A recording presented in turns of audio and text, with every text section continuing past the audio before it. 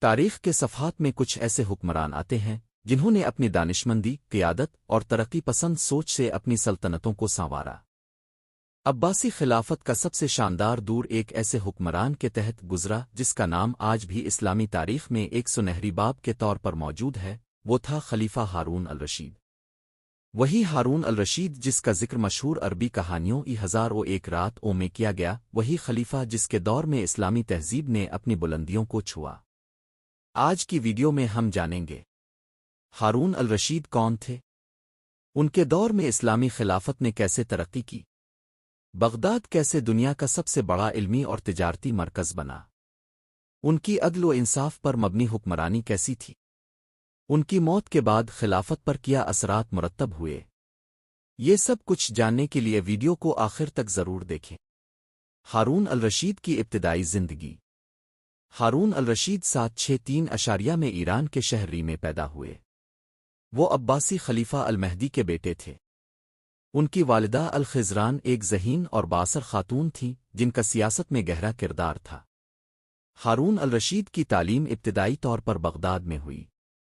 ان کے اساتذہ میں اس وقت کے مشہور علماء شامل تھے جنہوں نے انہیں اسلامی فقہ، عربی ادب، حکمرانی کے اصول اور فوجی حکمت عملی سکھائی۔ بچپن سے ہی وہ ذہین، بہادر اور معاملہ فہم ثابت ہوئے۔ ان کے والد نے انہیں سلطنت کے مختلف علاقوں کا دورہ کروایا تاکہ وہ حکمرانی کے گر سیکھ سکیں۔ خلافت سنبھالنے کا سفر۔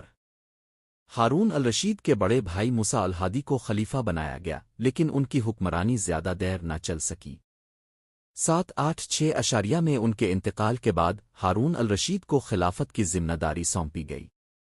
یہ وہ وقت تھا جب اسلامی خلافت اپنی طاقت کے عروج پر تھی، لیکن اندرونی اور بیرونی خطرات بھی موجود تھے۔ ہارون الرشید نے دانشمندی، تدبر اور بہترین مشیران کی مدد سے خلافت کو مزید مستحکم کیا۔ ہارون الرشید کی حکمرانی کا آغاز۔ ہارون الرشید کا دور خلافت اسلامی تاریخ کے سب سے سنہری ادوار میں شمار ہوتا ہے۔ ان کے دور میں بغداد کو دنیا کے سب سے بڑے اور ترقی یافتہ شہروں میں شمار کیا جانے لگا۔ عدل و انصاف کا نظام مضبوط ہوا۔ فوجی فتوحات کے ذریعے سلطنت کو مزید وسعت دی گئی۔ علم و تحقیق کو فروغ ملا اور بیت الحکمت کی بنیاد رکھی گئی۔ بغداد علم و دانش کا مرکز۔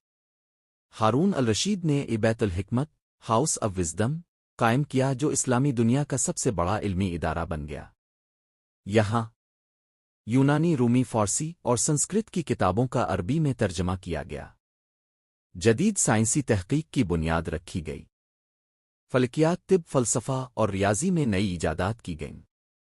یہی وہ ادارہ تھا جس نے بعد میں یورپی نشت ثانیہ، ریناسانس کو متاثر کیا۔ فوجی فتوحات اور سفارتی تعلقات۔ ہارون الرشید نے فوجی فتوحات کے ذریعے خلافت کو مزید مستحکم کیا۔ ان کے دور میں بازنطین سلطنت کے خلاف کامیاب حملے کیے گئے۔ سلطنت کی سرحدیں اندلس سے وسطی ایشیا تک پھیل گئیں۔ فرانس کے بادشاہ شارلامین کے ساتھ سفارتی تعلقات قائم ہوئے۔ ثقافت اور ادب کی سرپرستی۔ ہارون الرشید کے دربار میں کئی مشہور شعراء، ادبا اور فلسفی موجود تھے۔ ان کی سرپرستی میں ہزار و ایک رات جیسی مشہور کہانیاں مقبول ہوئیں۔ ہارون الرشید کی وفات اور خلافت کا زوال۔ 809 میں ہارون الرشید کا انتقال ہوا۔ ان کے انتقال کے بعد ان کے بیٹوں امین اور مامون کے درمیان خلافت کے لیے خانہ جنگی شروع ہو گئی جس نے عباسی خلافت کو کمزور کر دیا۔ ہارون الرشید کا تاریخی مقام۔ ہارون الرشید کو اسلامی تاریخ کا ایک عظیم حکمران مانا جاتا ہے۔ ان کا دور علم، انصاف اور ترقی کا دور تھا جس سے آج بھی سیکھا جا سکتا ہے۔ کیا اب سمجھتے ہیں کہ ہارون الرشید کا طرز حکمرانی آج کے مسلم حکمرانوں کے لیے ایک سبق ہو سکتا ہے؟